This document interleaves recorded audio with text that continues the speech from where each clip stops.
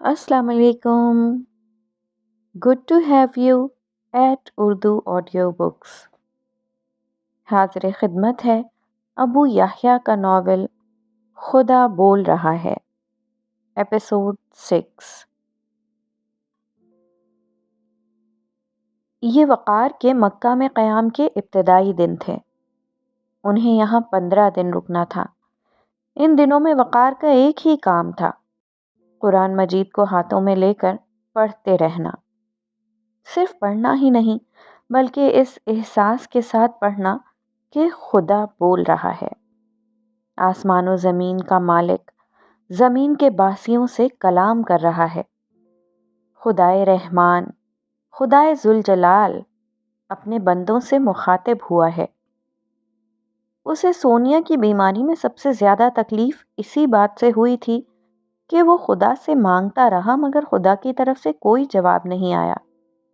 इस वजह से उसे खुदा के वजूद पर शक पैदा हो चुका था, मगर अब उसे ये एहसास हो रहा था कि इस दुनिया में कम से कम एक चीज़ यानी कुरान तो है जहां वो खुदा को बोलते हुए सुन सकता है। वक़ार के लिए ये एहसास इतनी बड़ी चीज़ थी कि वो कुरान मजीद के सिवा हर दूसरी चीज़ से बेनियाज हो चुका था। सिर्फ नमाज के औकात में वो नमाज पढ़ता था। इसके बाद हर लम्हा वो कलाम इलाही को सामने रखकर उसे समझने की कोशिश करता रहता था। हरम में होने का सबसे बड़ा फ़ायदा उसे ये हो रहा था कि इसी जगह पर कुरान मजीद पहली दफ़ा नाजिल हुआ था। उसने मज़हब में तो कभी दिलचस्पी नहीं ली थी, मगर स्कूल में पढ़े गए इस्लामियात के असबाक उसे कुछ न कुछ याद थे। उसे मालूम था कि कुरान हज़रत मोहम्मद सल्लल्लाहु अलैहि वसल्लम पर 1400 बरस पहले नाजिल हुआ था। हुजूर सल्लल्लाहु अलैहि वसल्लम मक्का में 13 बरस रहे और 2/3 कुरान यहीं पर उतरा था। कुरैश के लोग मुशरिक थे, अल्लाह को छोड़कर गैर अल्लाह को माबूद बनाए हुए थे। कुरान ने खुदा की इबादत की तरफ बुलाया तो इब्तिदा में सिर्फ चंद लोगों ने ईमान कबूल किया, क्योंकि मक्का के सरदारों ने दावत तौहीद की ज़बरदस्त मुखालफत शुरू कर दी थी।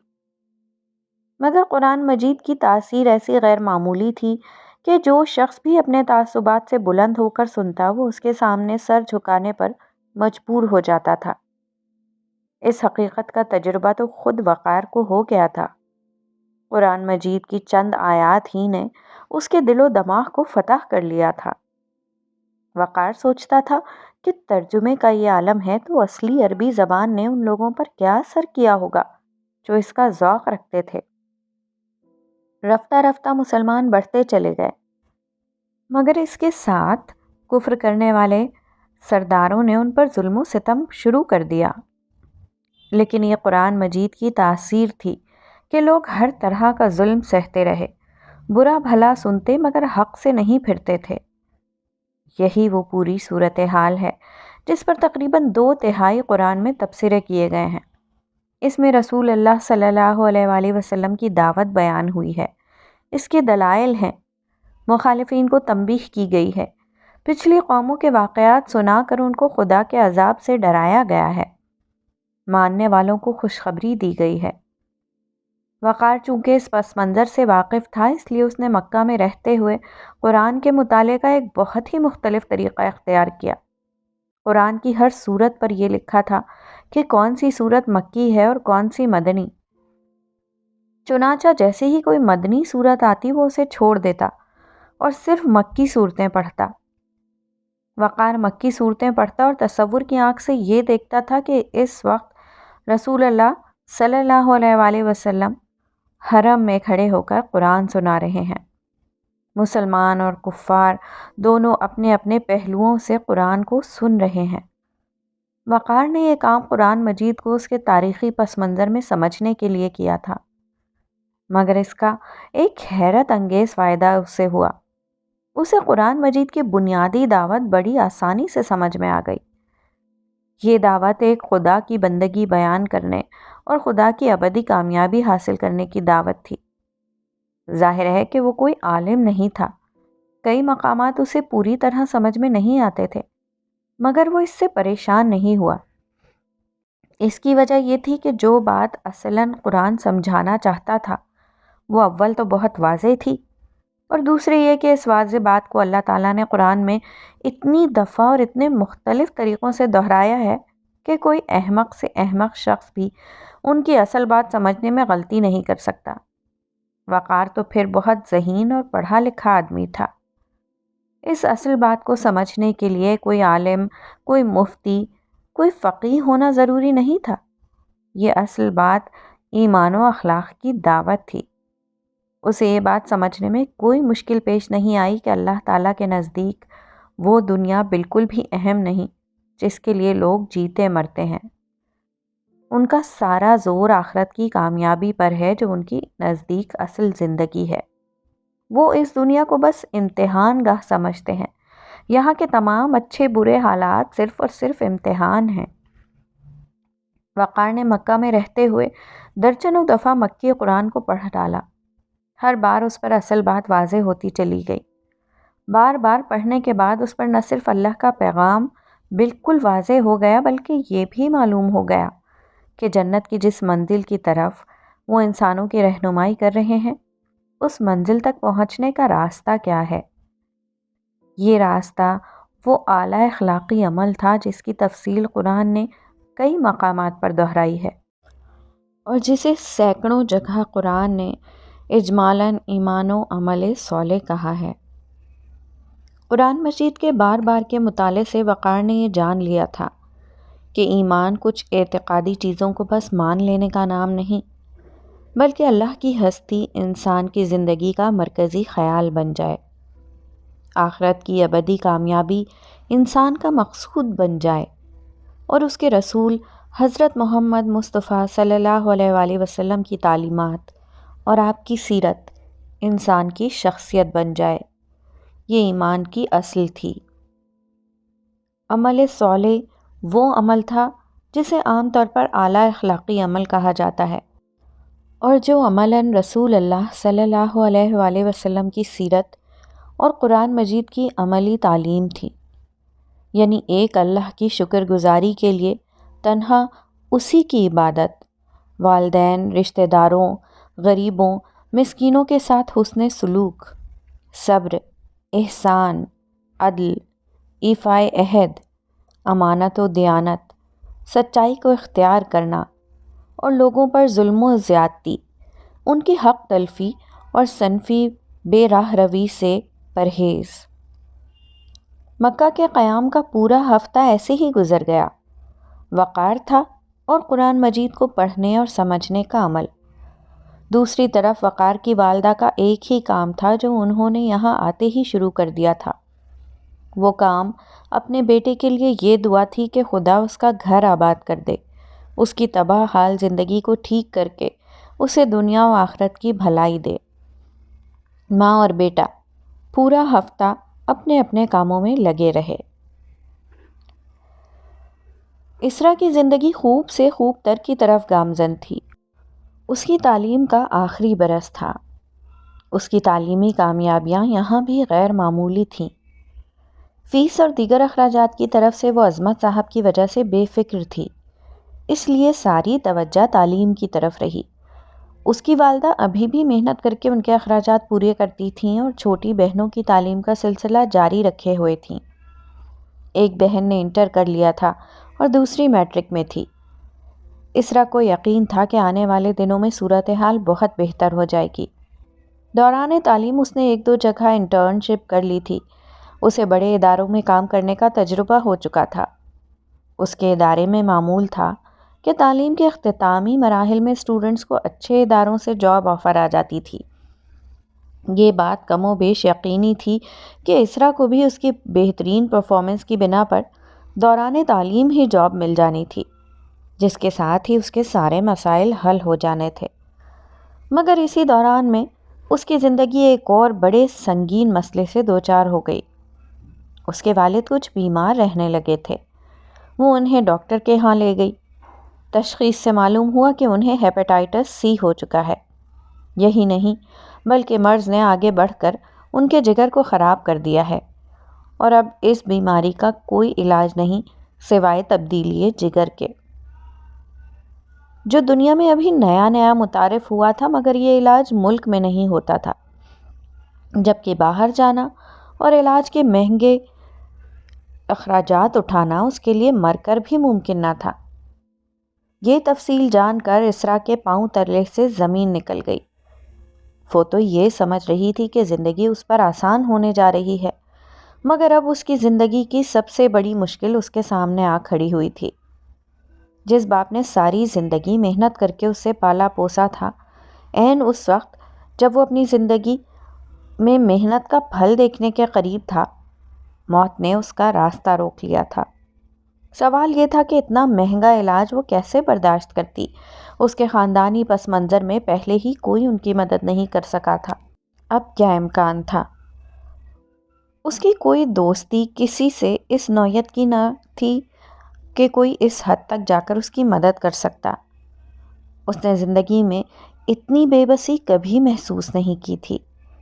اس کے پاس ایک ہی راستہ تھا، باپ کو آہستہ آہستہ مرتے ہوئے دیکھتی رہے۔ مدینہ آ کر وقار کا معمول وہی رہا جو مکہ میں تھا، یعنی نماز کے علاوہ صرف اور صرف قرآن پڑھنا، مگر اس دفعہ وہ مدنی قرآن پڑھ رہا تھا۔ یہ کم و بیش 1/3 قرآن تھا جو مدینے میں نازل ہوا۔ یہاں مسلمانوں کی ریاست قائم ہو گئی، چنانچہ فرد اور اجتماع کے لحاظ سے قانون یا شریعت دی گئی ہے۔ کفار کے ظلم کے جواب میں ان سے جنگ کرنے اور مشرکوں کو مکہ سے نکالنے کا حکم ہے۔ اس کی تفصیل ہے۔ اہل کتاب چونکہ مدینہ میں موجود تھے، ان کا ذکر ہے۔ اسی طرح مسلمانوں کے اقتدار کے بعد کچھ منافقین پیدا ہو گئے جو اپنے مفاد کے لیے بظاہر مسلمان بنے ہوئے تھے لیکن دل سے منکر تھے۔ چنانچہ قرآن نے ان پر گفتگو کی ہے۔ لیکن اس کے باوجود وقار نے درجنوں دفعہ مدنی قرآن پڑھنے کے بعد یہ نتیجہ نکالا کہ قرآن مجید کی اصل دعوت اور اصل مطالبات میں کوئی تبدیلی واقع نہیں ہوئی۔ وہی ایمان کی دعوت، وہی اخلاق عالیہ کی دعوت، وہی غیر اللہ سے دل کو ہٹا کر قرآن کی یاد کو زندگی بنانا، وہی دنیا کو امتحان گاہ سمجھ کر اس میں فلاح آخرت کی فصل بونا، وہی خدا کی بندگی، خدا کی راہ میں خرچ، کمزور طبقات پر رحم، حسن سلوک، وہی عدل، وہی احسان، وہی صدق و وفا۔ قرآن کی اصل دعوت بالکل وہی تھی، دنیا میں رہ کر دنیا کی نجاستوں سے بچنا اور آخرت کی فلاح کو اپنا مقصود بنانا۔ البتہ مدنی قرآن میں شریعت کے قوانین بھی دے دیے گئے کہ لوگ انفرادی اور اجتماعی زندگی میں بھی خدائی احکام کی پیروی کریں۔ ان کی پابندی کرنا بھی ایمان کا تقاضا تھا۔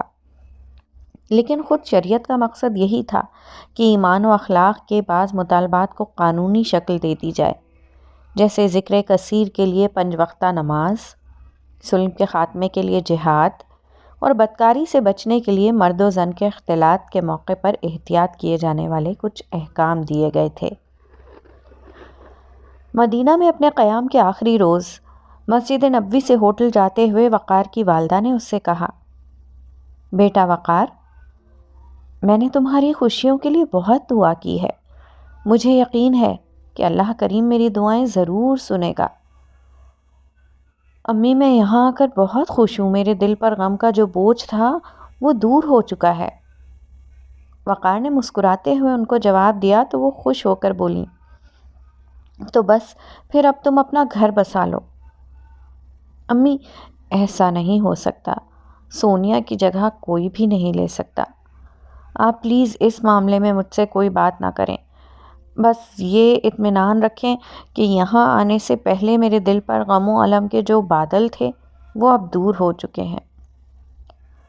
بیٹا، ایسے کیسے زندگی گزرے گی؟ امی، ابو کے بعد آپ نے بھی تو زندگی گزاری ہے نا؟ وہ ٹھیک ہے بیٹا، مگر میرے پاس تم تھے۔ اولاد کا سہارا بہت بڑی چیز ہوتی ہے۔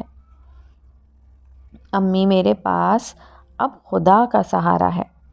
خدا کا سہارا سب سے بڑی چیز ہوتی ہے۔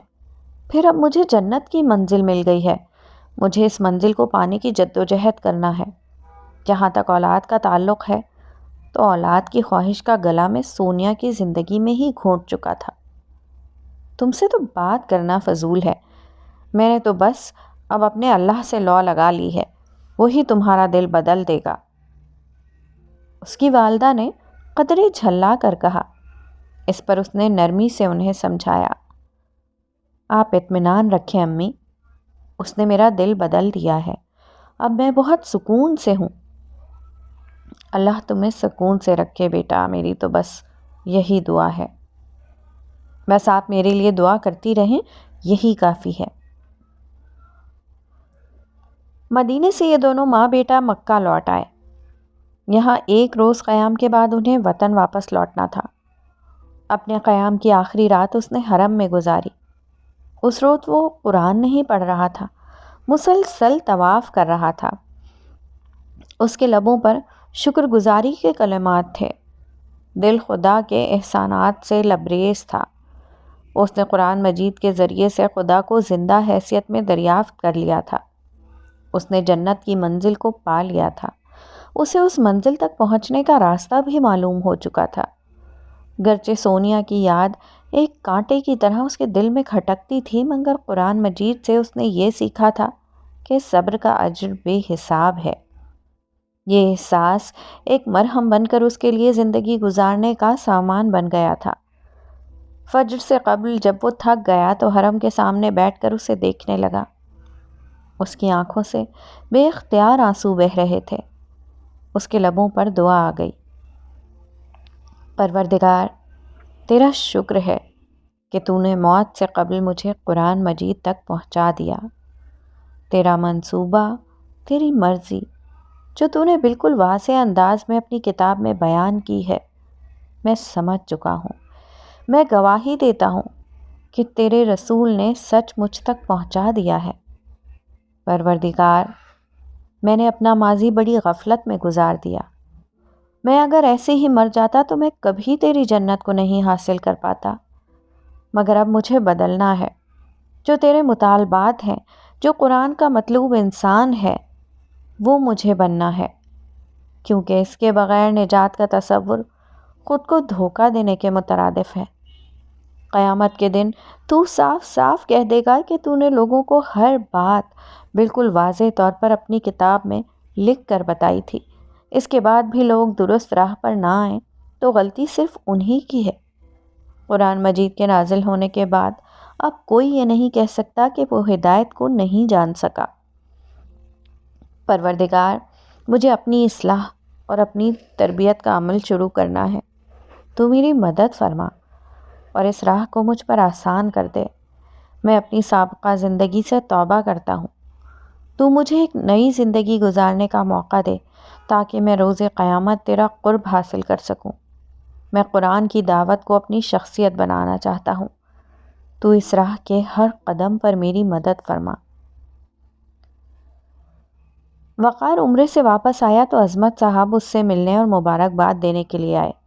ابتدائی گفتگو کے بعد انہوں نے ایک لفافہ اس کی طرف بڑھاتے ہوئے کہا، یہ آپ کی ایک امانت تھی جو میں آپ تک پہنچا رہا ہوں۔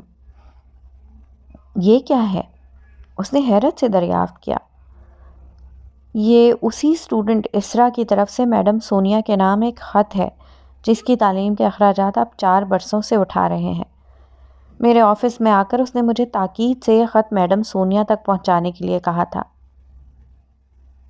آپ اسے بتا دیتے کہ سونیا کا انتقال ہو چکا ہے۔ اس برس اس کی تعلیم بھی پوری ہو رہی ہے، شاید اس نے میڈم کے نام شکریہ کا خط لکھا ہے۔ میں نے سوچا کہ اب اس کا تعلق ویسے ہی ہم سے ختم ہو رہا ہے تو اسے کیا بتاؤں کہ میڈم اس دنیا میں نہیں رہیں۔ ویسے وہ ابھی تک یہی سمجھتی ہے کہ میڈم زندہ ہیں اور اس کی تعلیم کے اخراجات وہی اٹھا رہی ہیں، شاید اس لیے کہ اس کا پورا انٹرویو میڈم نے لیا تھا اور آپ خاموش بیٹھے رہے تھے۔ وقار نے ان کی بات کا جواب دینے کے بجائے وہ لفافہ کھول کر اس خط کو پڑھنا شروع کر دیا جو شستہ انگریزی میں لکھا گیا تھا۔ میڈم سونیا، امید ہے آپ خیریت سے ہوں گی۔ میرا نام اسرا ہے۔ پچھلے 4 برسوں سے آپ ہی میری تعلیم کے اخراجات اٹھا رہی ہیں۔ میں اس پر آپ کی بے حد شکر گزار ہوں۔ میں اس برس MBA کر کے تعلیم سے فارغ ہو جاؤں گی۔ میرا خیال تھا اس کے بعد میری اور میرے خاندان کی مشکلات ختم ہو جائیں گی کیونکہ مجھے اچھی جاب مل جائے گی، مگر ایسا ہونے سے پہلے ہی میرا خاندان ایک نئی مصیبت میں آ گیا ہے۔ میرے والد صاحب کو ہیپاٹائٹس C کا مرض ہے۔ تشخیص سے معلوم ہوا ہے کہ اس مرض نے ان کا جگر خراب کر دیا ہے۔ ان کی زندگی بچانے کی ایک ہی شکل ہے کہ ان کا جگر تبدیل کیا جائے۔ لیور ٹرانسپلانٹیشن کا یہ علاج اتنا مہنگا ہے کہ میں خود کو بیچ کر بھی اس کے پیسے نہیں جمع کر سکتی۔ میرے پاس اب ایک ہی راستہ ہے، ایک یہ کہ میں اپنے باپ کو اپنی آنکھوں کے سامنے مرتے ہوئے دیکھوں، لیکن نہ جانے کیوں میں نے آپ کو یہ خط لکھ دیا ہے۔ میرا نہیں خیال کہ کوئی میری مدد کرے گا، لیکن اگر آپ میری مدد کریں تو میں وعدہ کرتی ہوں کہ ملازمت کے بعد آہستہ آہستہ آپ کے پیسے اتارتی رہوں گی۔ آپ مجھ پر اعتماد کریں، میں بالکل جھوٹ نہیں بول رہی۔ اسرا احمد۔ خط کے آخر میں جلی حروف سے مزید لکھا ہوا تھا: ایک بے بس اور مجبور لڑکی جس پر آپ نے پہلے بھی رحم کیا تھا اور جو اب بھی آپ کے رحم کی منتظر ہے۔ وقار نے اس خط کو 2 بار پڑھا۔ اس خط کی ایک ایک سطر سے بے بسی جھلک رہی تھی۔ وقار نے خاموشی سے یہ خط عظمت صاحب کی طرف بڑھا دیا۔ انہوں نے وہ خط لیا اور اسے پڑھنا شروع کر دیا۔ خط پڑھ کر انہوں نے وقار کی شکل دیکھی۔ اس لڑکی کو بتا دیں کہ میڈم سونیا کا انتقال ہو چکا ہے۔ ٹھیک ہے سر، میں اسے بتا دوں گا۔ ملک میں اس وقت اس مرض کا کوئی علاج نہیں، باہر جائیں تو یہ علاج لاکھوں میں ہوگا، ایسے میں کوئی اس کی مدد کیسے کر سکتا ہے؟ آپ بے فکر رہیں سر، یہ لڑکی آپ کو دوبارہ تنگ نہیں کرے گی۔ آپ پہلے ہی اس کے لیے بہت کچھ کر چکے ہیں، اتنا تو کوئی کسی کے لیے نہیں کرتا۔ میں نے اس کے لیے کچھ نہیں کیا، نہ آئندہ اس کے لیے کچھ کروں گا، وقار نے دھیمے لہجے میں کہا، پھر ایک لمحے رک کر دوبارہ گویا ہوا۔ آپ کو زحمت تو ہوگی، مگر آپ اس کے گھر چلے جائیں، جا کر خود ساری صورتحال کا جائزہ لیں، علاج کی رقم معلوم کریں، میں علاج کے اخراجات آپ کو فراہم کر دوں گا۔ ایک لمحے کے لیے عظمت صاحب کا منہ کھلا کا کھلا رہ گیا۔ مگر سر، اتنے پیسے کہاں سے آئیں گے؟ سونیا نے اپنی زندگی میں بہت سارا زیور بنوایا تھا، مگر کبھی اس کی زکوٰۃ ہی نہیں دی۔ یہ زیور اس پر بھی بوجھ ہے اور اب تو مجھ پر بھی ہے۔ شاید خدا مجھ سے یہ بوجھ اتروانا چاہتا ہے۔ مگر سر، آپ کے اپنے حالات، میرے حالات کو چھوڑ دیجئے، صرف یہ مہربانی کیجئے کہ اس کام کی عملی نگرانی کر لیجئے۔ اللہ تعالیٰ کو یہ بہت پسند ہے کہ اس کے بندوں کی مدد کی جائے۔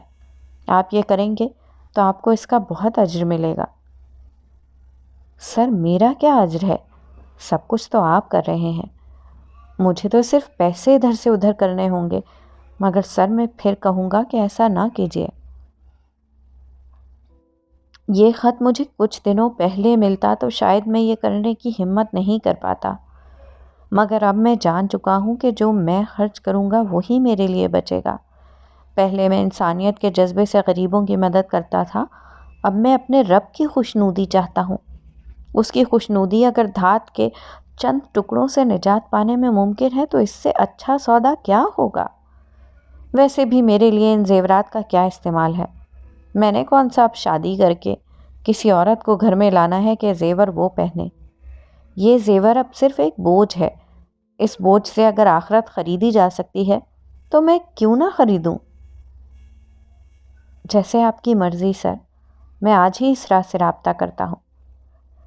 عظمت صاحب نے سر ہلاتے ہوئے کہا، شکریہ، مگر اسے میرے متعلق کچھ نہ بتائیے گا۔ مجھے کسی شکریہ، کسی احسان مندی کی کوئی ضرورت نہیں۔ بس کہہ دیجیے گا اللہ کے کسی بندے نے اس کی مدد کر دی ہے، اور ہاں، اس سے کہہ دیجیے گا کہ اسے قرض نہ سمجھے، بس اللہ کی مدد سمجھے۔ اسے کوئی پیسہ واپس نہیں کرنا ہوگا۔ عظمت صاحب کی بات سن کر اسرا کو یقین ہی نہیں آیا کہ ایسا ممکن ہو سکتا ہے۔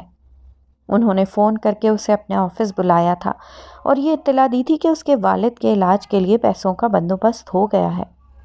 اس نے تو بس ایک روز انتہائی مایوسی کے عالم میں ایک خط لکھ کر عظمت صاحب کے حوالے کر دیا تھا، اسے 1% بھی امید نہ تھی کہ اس خط کا کوئی جواب آئے گا، مگر اب جب عظمت صاحب نے بتایا کہ اس کے والد کے علاج کے پیسوں کا بندوبست ہو گیا ہے تو اس کی آنکھوں سے آنسو بہہ نکلے۔ وہ بہت دیر تک کچھ بول ہی نہ سکی۔ سر میں کس طرح آپ کا اور میڈم سونیا کا شکریہ ادا کروں؟ سر میں آپ کو یقین دلاتی ہوں کہ میں جاب ملنے کے بعد ہر ماہ آپ کو اپنی سیلری میں سے ایک مقرر رقم ادا کرتی رہوں گی جب تک یہ رقم پوری نہیں ہو جاتی۔ اس کی اس بات پر عظمت صاحب کے چہرے پر افسردگی چھا گئی۔ میڈم سونیا کا انتقال ہو چکا ہے، ان کا کاروبار بھی ختم ہو چکا ہے، اسی لیے اب میں اس دوسرے آفس میں جاب کر رہا ہوں۔ عظمت صاحب کی بات سن کر اسرا بے اختیار اپنا منہ پکڑ کر رہ گئی۔ کب؟ کیسے؟ ان کے انتقال کو 2 برس ہونے کو آئے ہیں۔ مگر پھر میرے تعلیمی اخراجات کون دے رہا تھا؟ اللہ کی زمین اس کے نیک بندوں سے ابھی خالی نہیں ہوئی ہے۔ اور کون میرے والد کی بیماری کے اخراجات اٹھا رہا ہے؟ میں نے کہا نا، اللہ کی زمین اس کے نیک بندوں سے ابھی خالی نہیں ہوئی ہے۔ آپ یہ سب باتیں چھوڑیں اور علاج کی تیاری کریں۔ اور ہاں، یہ رقم قرض نہیں ہے، آپ کو اسے لوٹانے کے لیے پریشان ہونے کی ضرورت نہیں۔ اسرا کی سمجھ میں نہیں آیا کہ وہ کیا بولے۔ وہ کچھ نہ کہہ سکی۔ عظمت صاحب وقار کے سامنے بیٹھے ہوئے تھے۔ وہ اسرا کے معاملے کی تفصیل اسے بتا رہے تھے۔ سر، اسرا کا مسئلہ حل ہو گیا ہے، اس کے والد کا علاج شروع ہو گیا ہے۔ آپ نے بہت بڑا احسان کیا ہے۔ میں نے کچھ نہیں کیا۔ اس دنیا میں کوئی کسی کے لیے کچھ نہیں کرتا۔ یہ اللہ تعالیٰ ہے جو لوگوں کو استعمال کر کے معاملات کراتے ہیں۔ یہ تو آپ کی بڑائی ہے۔ بڑائی صرف اللہ کے لیے ہے عظمت صاحب، بڑائی صرف اللہ کے لیے ہے۔ وقار نے عظمت صاحب کی بات کاٹتے ہوئے فوراً کہا، پھر انہیں غور سے دیکھتے ہوئے بولا، عظمت صاحب، ہم سب بڑے دھوکے میں مبتلا ہیں۔ سونیا کی موت نے مجھے یہ سمجھا دیا ہے کہ ہم سب بہت بڑے فریب میں پڑے ہوئے ہیں۔ ہم اس دنیا کو سب کچھ سمجھ کر جیتے ہیں، ہم اس کو اپنی منزل بنائے رہتے ہیں، یہاں تک کہ ایک روز بالکل اچانک موت ہمیں اس دھوکے سے نکال کر حقیقی دنیا میں لے جاتی ہے، خدا اور آخرت کی دنیا میں لے جاتی ہے۔ اس وقت ہمیں معلوم ہوتا ہے کہ پچھلی دنیا ایک دھوکے کے سوا کچھ نہیں تھی۔ مگر سر، یہ دنیا تو ایک حقیقت ہے نہیں مگر لگتی ہے۔ یہی ہمارا اصل کام ہے، نظر نہ آنے والے غیبی حقائق کو دریافت کرنا قبل اس کے کہ وہ سر کی آنکھوں سے نظر آنے لگیں۔ حقیقت وہی ہے جو قرآن میں بیان ہوئی ہے، مگر کوئی قرآن کی اس پکار کو سننے کے لیے، اسے اہمیت دینے کے لیے تیار نہیں ہے۔ تو پھر یہ دنیا، یہ امتحان گاہ ہے۔ اس میں ہمارے عقلی وجود کا، ہمارے اخلاقی وجود کا امتحان ہو رہا ہے۔ عقلی وجود کا امتحان ایمان ہے کہ کون غیب میں رہتے ہوئے خدائے رحمان اور اس کی ابدی جنت پر ایمان لاتا ہے، اور اخلاقی وجود کا امتحان یہ ہے کہ کون مادی تقاضوں کے سامنے آنے پر بھی اخلاقی تقاضوں کو مقدم رکھتا ہے۔ اس کو عمل صالح کہتے ہیں۔ سر، آپ پہلے تو ایسے نہیں تھے۔ عظمت صاحب کے لیے وقار کی باتیں بالکل نہیں تھیں۔ وہ پہلے بھی ایک اچھا انسان تھا، مگر اب اس میں جو گہرائی انہیں نظر آ رہی تھی وہ ان کے لیے بالکل نئی تھی۔ ان کے سوال پر وقار نے جواب دیا، عمرے کا سفر میرے لیے ایک بہت بڑی نعمت ثابت ہوا۔ دنیا کے بارے میں میرا زاویہ نظر مکمل طور پر بدل چکا ہے۔ میں نے خدا کو بولتے ہوئے دیکھ لیا ہے۔ میں نے قرآن مجید کو دریافت کر لیا ہے۔ یہ دریافت کر لیا ہے کہ قرآن مجید اصلاً آخرت کی طرف بلاتا ہے۔ مگر سر، ہم دنیا کیسے چھوڑ سکتے ہیں؟ عظمت صاحب نے ایک اور سوال کیا۔